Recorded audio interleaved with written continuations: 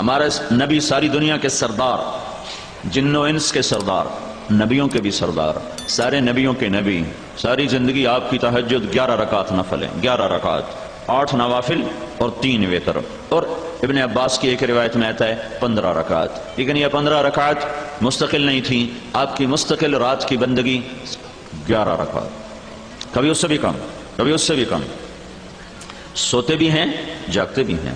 کوئی رات آپ کی زندگی میں ایسی نہیں آئی کہ آپ نے عشاء کے وضو سے فجر کی نماز پڑھی ہو۔ تابعین میں، صحابہ میں بکثرت ملیں گے عشاء کے وضو سے فجر کی نماز پڑھی، لیکن ہمارے رسول پاک صلی اللہ تعالی علیہ وسلم کی زندگی بھر میں کبھی نہیں ملے گا کہ عشاء کے وضو سے آپ نے فجر کی نماز ادا کی ہو۔ انبیاء کی زندگی میں جو سب سے نمایاں چیز ہے وہ انسانیت کا غم، کڑھن ہے، درد، بے قراری ہے، اور ان کے پیچھے دیوانہ وار پھرنا ہے۔ یہ انبیاء کی امتیازی چیز۔ رب انی دعوت قومی لیلا و نہارا، جو انبیاء کی بندگی، عبادت، انبیاء کا ذکر، انبیاء کی تسبیح، انبیاء کی تلاوت کیا ہے؟ رب انی دعوت قومی لیلا و نہارا، یا اللہ دن رات میں تو تیری طرف ہی لوگوں کو بلاتا رہا۔ یہ انبیاء کا سب سے عالی شان عمل اور وظیفہ ہے۔ اس وجہ سے وہ ساری کائنات کے افضل ترین، ایک نبوت خود ایک ان کو اونچا بنانے والی چیز ہے، پھر نبوت میں جو سب سے عالی عمل ہے وہ دعوت ہے، کہ وہ بیٹھتے نہیں، لوگوں کے پیچھے پھرتے۔ داؤد علیہ السلام نے ایک دفعہ عبادت خانہ بنایا کہ یہاں میں اندر بیٹھ کے اللہ کی عبادت کروں، کسی سے ملاقات نہیں کروں، بس اکیلا اللہ سے ملاقات کروں۔ جب وہ مکمل ہو گیا اور اس کے اندر بیٹھ گئے تو اللہ تعالیٰ نے، اس کی دیواریں اتنی اونچی تھیں کہ اس کے اوپر کوئی چڑھ نہیں سکتا تھا، دروازہ اندر سے بند تھا۔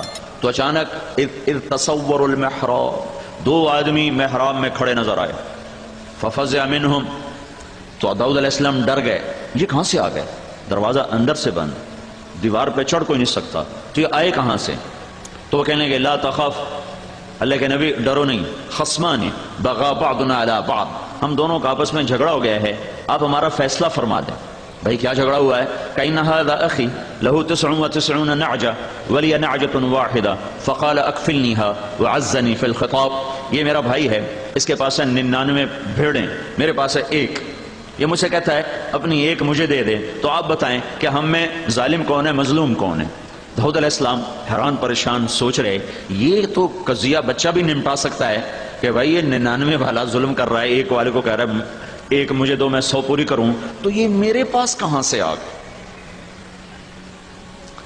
اوہو فظن داود انما فتناہ، پھر اس وقت داؤد علیہ السلام کو پتہ چلا اوہو یہ بھیڑوں کا قصہ نہیں ہے، یہ اللہ کی تنبیہ ہے کہ داود تو کمرے بند کر کے عبادت کے لیے نہیں آیا، تو میرا پیغام پہنچانے آیا ہے، یہ تو نے مقصد سے ہٹ کے قدم اٹھایا ہے، تیرا عبادت کا جی ہے تو رات میرے پاس آ جایا کر، ساری رات بندگی کر، کوئی منع نہیں، لیکن دن میں تو دروازے بند کر کے کنڈے لگا کے اندر بیٹھ جائے اور کہ میں نے کسی سے نہیں ملنا، بس میں نے اللہ اللہ کرنا ہے، تو یہ تیرا منصب نبوت اس بات کا تقاضا نہیں کرتا۔ تو اس وقت پھر آگے توبہ کی، استغفار کی اور سجدے میں سر رکھا کہ یا اللہ مجھے معاف کر دے۔ یہی بات اللہ اپنے حبیب سے کہتا ہے، میرے نبی قم اللیل الا قلیلا نصفہ او انقص منہ قلیلا او زد علیہ ورتل القرآن ترتیلا انا سنلقی علیک قولا ثقیلا ان لک فی النہار سبحا طویلا۔ میرے محبوب تیرا دن میں کام ہے بہت زیادہ، تو رات مجھے دیا کر، رات کو اٹھا کر، تیری میری بات ہونا بھی ضروری ہے، دعوت میں اتنا نہ لگ کہ تیری میری بات ہی نہ ہو، تبلیغ میں اتنا نہ لگ کہ تیری میری بات ہی ختم ہو جائے، تو رات کا وقت مجھے دیا کر، اس میں تو اور میں آپس میں بات کریں گے۔ رات کی گفتگو ویسے بھی بہت پرسکون ماحول میں ہوتی ہے، اور کوئی اس وقت بلانے والا نہیں ہوتا اور کوئی اس وقت خلل ڈالنے والا نہیں ہوتا، تو رات کو میرے پاس آیا کر، مجھ سے بات کیا کر، اس لیے کہ دن میں تجھے لمبا تیرنا ہے۔ جب بات ہے یہ نہیں کہا دن میں تیرا کام بڑا ہے، تیری مشقت زیادہ ہے، تیری دعوت کی مشغولی زیادہ ہے، دن میں تجھے لمبا تیرنا ہے۔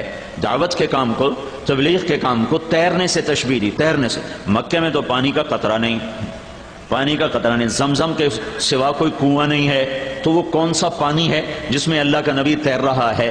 دعوت کی محنت کو اللہ نے تیرنے سے تشبیہ دے کر ایک خوبصورت مطلب ہماری طرف منتقل کیا ہے کہ چلنے والا اپنی مرضی سے چل بھی سکتا ہے، کھڑا بھی ہو سکتا ہے۔ گاڑی میں سفر کرنے والا مرضی سے گاڑی کو روک بھی سکتا ہے اور چلا بھی سکتا ہے، اور اس سے باہر نکل کے کھڑا بھی ہو سکتا ہے۔ لیکن جو آدمی پانی میں اتر جاتا ہے اس کی مرضی ختم ہو جاتی ہے، اس کے ذمہ ہر حال میں تیرنا ہے جب تک دوسرا کنارہ نہ آ جائے۔ وہ تیرنا چھوڑ نہیں سکتا کہ چلو میں تھوڑی دیر آرام کر لوں، اب اسے تیرنا ہے۔ اگر وہ رکنا چاہے گا پانی کا بہاؤ اسے کہاں سے کہاں لے جائے گا، اگر وہ ٹھہرنا چاہے گا تو موجیں اسے اپنے اندر سمیٹ کے لائیں گے، مچھلیاں اسے نوالا بنائیں گی، اسے ان طوفانی موجوں سے لڑنا ہے، ان تھپیڑوں میں سے اس نے اپنا راستہ بنانا ہے، اور دوسرے کنارے تک جب تک اس کا ہاتھ نہیں لگتا اب یہ آرام نہیں کر سکتا۔ اسے ہر حال میں مستقل ہاتھ پاؤں مارنے ہیں۔ ان لک فی النہار سبحا طویلا طویلا طویلا، میرے نبی یہ نہیں جیسے ہم لوگ تقریر کی اور بیٹھ گئے، جمعے کے خطیب کی طرح تقریر کی اور بیٹھ گئے، مدرسے کے مدرس کی طرح سبق پڑھایا اور بیٹھ گئے، نہیں یہ نہیں۔ فی النہار سبحا طویلا، تیرے لیے کوئی راحت نہیں ہے۔ جب یہ آیت آئی یا ایھا المدثر قم فانذر وربک فکبر وثیابک فطہر والرجز فہجر ولا تمنن تستکثر ولربک فاصبر، تو اس پر اللہ کے نبی نے فرمایا خدیجہ میرا بستر لپیٹ دے، میرے آرام کے دن ختم ہو گئے۔ ان لک فی النہار سبحا طویلا، میرے آرام کے دن ختم ہو گئے۔ دوسرا کنارہ کب تک، دوسرا کنارہ کب آئے گا؟ دوسرا کنارہ ہے کیا؟ وَاعْبُدْ رَبَّكَ حَتَّى يَأْتِيَكَ الْيَقِينُ، اس وقت تک تو لگا رہے جب تک موت کا پیغام تیرے پاس نہیں آ جاتا۔ تو اللہ نے اپنے نبی سے بھی فرمایا کہ دن تو دے دعوت اور پھر لوگوں کے پیچھے، اور رات کو پھر مجھ سے بات کر، کہ اللہ سے بات کیے بغیر یہ کام ہو نہیں سکتا، کہ دل تو خالص اللہ کے قبضے میں ہے، اسے کون پھیر سکتا ہے اللہ کے بغیر، اسے کون بدل سکتا ہے اللہ کے بغیر۔ نبیوں سے بڑھ کر کوئی دعوت نہیں دے سکتا، ان سے بڑھ کر کوئی ہمدرد خیر خواہ نہیں ہوتا، ان سے بڑھ کر کوئی اندر میں کڑن اور غم اور گھٹن لینے والا نہیں ہوتا، لیکن اس کے باوجود لوگ اکڑ گئے، نہیں ایمان لائے۔ ابو جہل نے کہا میں قسم کھاتا ہوں کہ یہ سچا نبی ہے پر میں ایمان نہیں لاؤں گا۔ محکم بن طفیل نے مسیلمہ کذاب سے کہا، یہ مسیلمہ کذاب کا سالار تھا، کہنے لگا مسیلمہ اللہ کی قسم تو جھوٹا ہے، لیکن ربیعہ کا جھوٹا مجھے مضر کے سچے سے زیادہ پیارا ہے۔ ربیعہ مسلمہ کا قبیلہ، مضر ہمارے نبی کا قبیلہ، تو کہنے لگا واللہ انک لکذاب، اللہ کی قسم تو جھوٹا ہے، لیکن ربیعہ کا جھوٹا مجھے مضر کے سچے سے زیادہ محبوب ہے۔ تو اللہ تعالیٰ نے اپنے محبوب سے فرمایا تجھے دن میں بہت لمبا چلنا ہے، تیرے ذمہ بہت بڑا کام ہے، لہذا دن میں تو لگا کر اسی میں بفرض نمازیں پڑھ لیا کر، لیکن رات تیری میرے لیے ہے، رات تیری میرے لیے ہے۔ میرے بھائیو 1.25 لاکھ انبیاء پس گئے، اور حضرت محمد صلی اللہ علیہ وسلم نے فرمایا جتنا میں ستایا گیا ہوں اتنا کوئی نہیں ستایا گیا، جتنا میں ڈرایا گیا ہوں اتنا کوئی نہیں ڈرایا گیا۔ اور آپ کے سامنے سارا زمانہ، سارے انسان، تمام جنات، نہ اب جنوں کے لیے کوئی نبی نہ انسانوں کے لیے، وَإِصْرَفْنَا إِلَيْكَ نَفَرًا مِنَ الْجِنِّ يَسْتَمِعُونَ الْقُرْآنَ، اور تبارک الذی نزل الفرقان علی عبدہ لیکون للعالمین نذیرا، سارے عالم، سارے انسان، سارے زمانے، اور یتیم پیدا ہو رہے ہیں، اور مکے کی سنگلاخ وادی میں پیدا ہو رہے ہیں، اور یتیمی کی وجہ سے بکریاں چرانے پہ مجبور ہو رہے ہیں، اور 13 برس کی محنت فرمائی ہے، وہ ساری قوم دشمن ہو گئی ہے۔ اب اللہ ساری دنیا کے انسانوں کا، ساری دنیا کے انسانوں تک پیغام حق کو پہنچانے کے لیے ایک تبدیلی لا رہا ہے۔ تبدیلی پہلے لکل قوم ہاد، ہر قوم کا رسول، ولکل امت رسول، ہر امت کا رسول۔ پھر ہمارے نبی آئے تو قل یا ایھا الناس انی رسول اللہ الیکم جمیعا، ان سے کہہ دو کہ میں ساری دنیا کے انسانوں کا رسول ہوں۔ اب اس کا تقاضا تو یہ تھا کہ ہمارے نبی نوح علیہ السلام کی عمر پاتے، آج بھی زندہ ہوتے اور ساری دنیا کو تبلیغ کرتے، اور ذوالقرنین کا لشکر سلیمان کی حکومت، ذوالقرنین کا لشکر سلیمان کی حکومت پاتے تو وہ بڑی آسانی سے دنیا میں تبلیغ کرتے۔ لیکن اللہ تعالیٰ نے دنیا کا سب سے بڑا فقیر بنایا محمد صلی اللہ تعالی علیہ وسلم کو، کہ 2 مہینے گزر جاتے ہیں اور اللہ کے نبی کے گھر میں چولہا نہیں جلتا. اب صفا پہاڑی پر ہیں اور جبریل سے کہتے ہیں جبریل والذی نفس محمد بیدہ ما امسى لآل محمد کفۃ من شعیر، اے جبریل اس ذات کی قسم جس کے قبضے میں محمد کی جان ہے، آج میرے گھر میں ایک مٹھی جو نہیں جس سے روٹی پکائی جا سکے، اور ساری دنیا کے انسانوں کے لیے رہبر بن کر آئیں. تو اللہ نے کیا انتظام کیا ہے کہ اب اس نبی کے بعد اس کی امت یہ پیغام اٹھا کر ساری دنیا میں پھرے گی. اس کی امت یہ پیغام رسالت، یہ پیغام توحید، یہ قرآن کی پاک زندگی، یہ اسلام کی پاک زندگی یہ امت اٹھائے گی اور لے کر چلے گی اور دنیا کے دروازوں پر جا کر دستک دے گی. جان مال کے ساتھ بازی لگائیں گے اور صلہ اس کا اللہ تعالیٰ سے چاہیں گے. تو اللہ تعالیٰ اس کا انتظام کر رہا ہے کہ ایک امت آپ کے ساتھ ساتھ تیار ہو رہی ہے اور ایک امت آپ کے ساتھ ساتھ پروان چڑھ رہی ہے. آپ نے بنیاد رکھی ہے فرد کی تبدیلی پر. حکومت پیش کی گئی، حکومت عتبہ بن ربیعہ یا محمد انکا ان کنت ترید بہ ملکا ملکناک علی رؤوسنا، اے محمد تجھے بادشاہی چاہیے تو ہم تمہیں بادشاہ بنانے کو تیار ہیں. تو آپ نے انکار فرمایا کہ نہیں مجھے بادشاہی نہیں چاہیے. دعوت کا کام بادشاہ سے نہیں چلتا، فرد کی تبدیلی سے چلتا ہے. افراد بنائے جاتے ہیں، افراد. چونکہ انسان دین پر چلتا ہے اندر کے نور سے، اور اندر کا نور نہ ڈنڈے سے اتارا جا سکتا ہے، نہ پیسے سے اتارا جا سکتا ہے، نہ لالچ سے اتارا جا سکتا ہے، نہ خوف سے اتارا جا سکتا ہے. وہ ہر شخص کی ذاتی محنت سے اندر میں اترتا ہے. حکومت نماز نافذ کر دے گی، حدود نافذ کر دے گی، روزے پر ہوٹل بند کرا دے گی، اندر گھروں میں کب جا کے دیکھے گی کہ ناشتہ کون کر رہا ہے، سحری کس نے کھائی. حکومت باہر قوانین نافذ کر دے گی، لیکن ماں کے سامنے چپ رہنا کہاں سے حکومت لے کر آئے گی؟ باپ کے سامنے ادب سے کھڑے ہونا حکومت کہاں سے لے کر آئے گی؟ سچائی، عہد، صدق، وفا، سخاوت یہ حکومت کہاں سے لے کر آئے گی؟ جب اندر کا نور بجھتا ہے تو پھر اندھیرے چھا جاتے ہیں. اب یہ نور روشنیاں ڈھونڈو تو یہ نور تمہارے اندر کو روشن کرے، ورنہ باہر کی طاقت. میں مدینہ میں تھا کوئی 8-10 سال پہلے، ایک نوجوان میرے پاس آیا اور میرے پاس کہنے لگا جی میری بخشش ہو جائے گی، اور یہ کہہ کر رونے لگا. میری بخشش ہو جائے گی اور رونے لگا. میں نے کہا کیا ہوا؟ کہنے لگا میں 10 سال سے مدینہ میں ہوں اور میں نے 10 سال بغیر وضو کے نماز پڑھی، کہ سعودی حکومت پڑھاتی ہے، سعودی حکومت. تو میں نے 10 سال بغیر وضو کے نماز پڑھی. پھر مجھے تیری ایسی سال کیسٹ ملی ہے، میں نے وہ سنی ہے 2-3 دفعہ. تو مجھے احساس ہوا کہ میں نے کتنا بڑا ظلم کیا ہے. میں نے توبہ تو کی ہے، لیکن مجھے یہ ہر وقت خوف ہے کہ میں نے اتنا بڑا گناہ کیا ہے، کیا میری توبہ قبول ہو جائے گی؟ تو جب اندر میں روشنی نہیں ہے تو اتنی طاقتور حکومت اسے اللہ کے سامنے جھکانے کے بجائے کفر تک پہنچا رہی ہے کہ بغیر وضو کے جان بوجھ کے نماز پڑھنا تو آدمی کو کفر تک پہنچا دیتا ہے. نماز نہ پڑھنے سے آدمی کافر نہیں ہوتا، لیکن یوں نماز کا مذاق اڑانے سے تو آدمی کافر ہو جاتا ہے. تو اندر کی جو شمع جلتی ہے میرے بھائیو، وہ ہر شخص کی ذاتی محنت سے جلتی ہے، ذاتی محنت سے. اس لیے نبی ایک آدمی کو تیار کرتا ہے، ایک آدمی کو تیار کر. ان اللہ لا یغیر ما بقوم حتی یغیروا ما بانفسهم. پہلے قوم کا لفظ ہے اور بعد میں انفس کا لفظ ہے. یہ ایک اللہ کے قانون کی طرف اشارہ ہے کہ جب فرد بگڑتے ہیں تو معاشرہ بگڑتا ہے، جب فرد بنتا ہے تو معاشرہ بنتا ہے. جیسے ایک اینٹ سے گھر بنتا ہے، اگر اینٹیں خراب ہیں تو گھر خراب بنے گا، اگر اینٹیں صحیح ہیں تو گھر صحیح بنے گا. اللہ تعالیٰ نبیوں کو طاقت دے کر نہیں بھیجتا، فقیر بنا کے بھیجتا ہے کہ اگلا طاقت سے متاثر ہو کر کلمہ نہ پڑھے. پیسہ دے کر نہیں بھیجتا کہ اگلا پیسے سے متاثر ہو کر کلمہ نہ پڑھے. قربانی دے کر بھیجتا ہے، دلائل دے کر بھیجتا ہے، حقائق دے کر بھیجتا ہے. پھر وہ پیش کرتے ہیں، جس کا نصیب ہوتا ہے وہ لیتا ہے، اور جو نفس و شیطان کا غلام بنتا ہے وہ کفر کے اندھیروں میں گم ہو کر اپنے آپ کو ہلاک کر بیٹھتا ہے. تو میرے اللہ تعالیٰ نے جب ساری دنیا کے انسانوں تک اپنا پیغام پہنچانے کا ارادہ فرمایا تو مکے میں نبی بھیجا اور امت کو اس کے قائم مقام فرمایا. سب سے تھوڑا زمانہ دیا 23 سال 8156 دن. عمر سب سے تھوڑی دی 63 سال اور 4 دن. یہ 63 سال 4 دن انگریزی مہینے کے لحاظ سے نہیں، یہ محرم صفر قمری مہینوں کے لحاظ سے ہے، اور انگریزی مہینوں کے لحاظ سے آپ کی عمر مبارک ہے 61 سال 1 مہینہ اور 20 دن. 61 سال 1 مہینہ 20 دن. اور چاند کے لحاظ سے آپ کی عمر مبارک ہے 63 سال اور 4 دن. اتنے تھوڑے عرصے میں سارے عالم کے انسانوں تک پیغام پہنچانے کا نظام بنایا جا رہا ہے. تو کیا کیا اللہ تعالیٰ نے؟ کیا کیا؟ امت کو ساتھ کھڑا کیا ہے.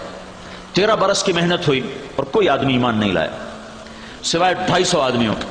تو اللہ نے ہجرت کا حکم دیا. تو آپ 27 سفر شب جمعہ اور 13 ستمبر 622 عیسوی اور نبوت کا 13واں سال، نبوت کا 13واں سال ہے، 14واں سال ہے نبوت کا. آپ نکلے ہیں گھر سے شب جمعہ 27 سفر اور 622 عیسوی 13 ستمبر ابوبکر صدیق کے ساتھ آپ غار ثور میں چھپے ہیں۔ 3 راتیں 2 دن آپ نے وہاں قیام کیا ہے، اور اس کے بعد آپ ابوبکر اور عامر بن فہیرہ اور عبداللہ بن عریقط، یہ 4 آدمیوں کا قافلہ مدینے کی طرف ہجرت کا حکم ہوا ہے کہ آپ مکہ چھوڑو مدینے جاؤ۔ آپ 23 ستمبر 622 کو آپ تشریف لے جاتے ہیں قبا کی بستی میں۔ 2 ہفتے آپ وہاں قیام فرماتے ہیں، مسجد کی بنیاد رکھتے ہیں، مسجد بناتے ہیں، اور پھر اس کے بعد 500 انصار مدینہ کے ساتھ آپ مدینے کی طرف تشریف لے جاتے ہیں۔ آپ کے جانے سے پہلے ہی مدینے میں اسلام پھیل چکا ہے، تو ہر گھر میں کوئی نہ کوئی آدمی کلمہ پڑھ چکا ہے، ہر گھر میں کوئی نہ کوئی آدمی مسلمان ہو چکا ہے۔ تو آپ جب 2 ہفتے مدینے میں قیام فرماتے ہیں، جمعہ کا دن زوال کے قریب آپ اپنی اونٹنی پہ تشریف فرما ہوتے ہیں، اور 500 انصار مدینہ کے ساتھ آپ مدینے کا سفر فرماتے ہیں۔ راستے میں بنو سالم کا محلہ آتا ہے، وہاں جمعے کا وقت داخل ہوتا ہے، زوال کا ہوتا ہے، تو آپ وہاں جمعے کی نماز ادا فرماتے ہیں۔ اور جمعے کی نماز کے بعد سارے سردار آگے قطار بنا کے کھڑے ہو جاتے ہیں، بنو سالم، بنو مالک، بنو بیازا، بنو عبد الاشل، بنو نجار، بنی مالک، یہ سارے بنو عبد، یہ سارے یوں کھڑے ہوئے ہیں، اور ہر ایک کہہ رہا ہے یا رسول اللہ ہمارے پاس تشریف لائیں، ہمارے پاس تشریف لائیں، ہمارے پاس تشریف لائیں۔ اور آپ فرما رہے ہیں یہ اونٹنی کو اللہ کا امر ہو چکا ہے، یہ جہاں میرے اللہ کا امر ہوگا یہ وہاں جا کے بیٹھ جائے گی۔ تو جمعہ کی نماز کے بعد اس جمعے میں عبداللہ بن سلام آتے ہیں، بنو قینقاع، یہ بنو سالم کے ساتھ رہتے تھے، تو وہ آ کے سنتے ہیں کہ اللہ کا نبی کیا کہتا ہے اور یہ کون ہے، میں دیکھوں۔ جب اللہ کے نبی کو دیکھا تو چہرے سے نور نبوت نظر آیا۔ پھر آپ کا خطبہ سنا تو اس میں ایک جملہ تھا، اطعموا الطعام وافشوا السلام وصلوا الارحام وصلوا باللیل والناس نیام تدخلوا الجنة بالسلام۔ کھانے کھلاؤ، سلام پھیلاؤ، رشتہ داروں سے حسن سلوک کرو، لوگ سوئے ہوئے ہوں تم اٹھ کے اللہ کو یاد کرو تو سلامتی کے ساتھ اللہ کی جنت میں داخل ہو جاؤ۔ ان کلمات کو سن کر عبداللہ بن مسعود نے فرمایا یہ کلام نبی کے سوا کوئی نہیں کہہ سکتا، اس خوبصورت انداز میں، اس بلاغت کے ساتھ نبی کے سوا کوئی یہ کلام نہیں کہہ سکتا ہے۔ تو جب آپ مدینے میں داخل ہوتے ہیں تو یہ جمعہ کا دن ہے، جمعہ کی نماز پڑھی جا چکی ہے، عورتوں کو خبر مل چکی ہے، بچوں کو خبر مل چکی ہے، مرد تو سارے پہنچے ہوئے باہر، کچھ ضعیف لوگ ہیں جو مدینے میں ہیں، تو عورتیں چھتوں پہ چڑھی ہوئی ہیں کہ اللہ کے نبی کو دیکھنے کے لیے کیسے ہیں، اور بچیاں بچے وہ باہر آ چکے ہیں جہاں سے وہ گھاٹی تھی جس سے چڑھ کر یوں نیچے اترتے تھے تو آگے مدینہ آتا تھا۔ یہ سمجھو یہ پہاڑی ہے، یہاں سے راستہ آتا ہے، آگے یہ وادی ہے، یہاں مدینہ ہے۔ ادھر سے اللہ کے نبی تشریف لائے اور آپ کی اونٹنی یوں پہاڑ کے اوپر نمودار ہوئی ہے، پھر آپ کا چہرہ مبارک سامنے آیا ہے۔ جو ہی آپ کے چہرے پر نظر پڑی تو مدینے کی بچیوں کے منہ سے بے ساختہ نکلا، کسی نے پڑھایا نہیں تھا، کسی استاد نے یاد نہیں کرایا تھا، جب اللہ کے نبی آئے تو تم نے یہ نظم پڑھنی ہے۔ یہ ان کی فطری فصاحت، فطری بلاغت اور فطری ان کا ادب تھا کہ ساری بچیوں کے منہ سے بے ساختہ بیک وقت نکلا طلع البدر علینا، وہ 14ویں کا چاند آ گیا، وہ 14ویں کا چاند طلوع ہو گیا۔ طلع البدر علینا، طلع البدر علینا من ثنیات الوداع وجب الشکر علینا ما دعا للہ داع ایها المبعوث فینا جئت بالامر المطاع جئت شرفت المدینہ مرحبا بک یا خیر داع۔ یہ فی البدی اشعار تھے، کسی نے یاد نہیں کرائے تھے، کسی نے پٹی نہیں پڑھائی تھی، اپنے اندر کے ادب اور فصاحت کے ساتھ ان بچیوں نے کہا طلع البدر، وہ 14ویں کا چاند چڑھ آیا، ودا کی گھاٹی سے چڑھا ہے، ہم پہ شکر واجب ہو گیا ہے، آپ تشریف لائے ہیں، آپ نے ہمارے مدینہ کو، یہ بچیوں نے کہا جئت شرفت المدینہ، مدینے کا نام ہے یثرب، یثرب غم کی جگہ، غم کی جگہ کو کہتے ہیں یثرب۔ تو اللہ کے نبی کی عادت تھی جس نام کا مطلب صحیح نہیں ہوتا تھا اسے بدل دیا کرتے تھے، بدل دیتے۔ تو بچیوں نے کہا کہ آپ نے ہمارے مدینہ کو، مدینہ شہر کو کہتے ہیں، ویسے مدینہ شہر کو، مدینہ نام کوئی نہیں، مدینہ شہر کو کہتے ہیں، قریہ بستی کو کہتے ہیں۔ تو انہوں نے کہا کہ اے اللہ کے رسول آپ نے ہمارے شہر کو روشن کر دیا۔ یہ لفظ اللہ کے نبی کو پسند ہے، جئت شرفت المدینہ، تو آپ نے وہاں پہنچتے ہی اس کا نام یثرب سے ہٹا کر مدینہ رکھ دیا ان بچیوں کے اس خوبصورت کلمات پر اور اشعار پر۔ طلع البدر علینا من ثنیات الوداع وجب الشکر علینا ما دعا للہ داع ایها المبعوث فینا جئت بالامر المطاع جئت شرفت المدینہ مرحبا بک یا خیر داع۔ یہ آخری جو جملہ تھا اس میں یہ لفظ آیا تو اللہ کے نبی نے اسے پسند فرمایا اور یثرب کا نام مدینہ رکھ دیا۔ 10 سال آپ نے یہاں محنت فرمائی ہے، اس کے بعد آپ 12,000 حجاج کو لے کر آپ مکہ کی طرف تشریف لے جا رہے ہیں، اور 4 ذوالحج کو آپ مکہ پہنچتے ہیں تو 12,000 حجاج تقریباً 1 لاکھ میں تبدیل ہو چکے ہیں، پھر آپ 9 ذوالحج کو پہنچتے ہیں حج کے میدان میں تو یہ 1,25,000 24,000 میں تبدیل ہو چکے ہیں، اور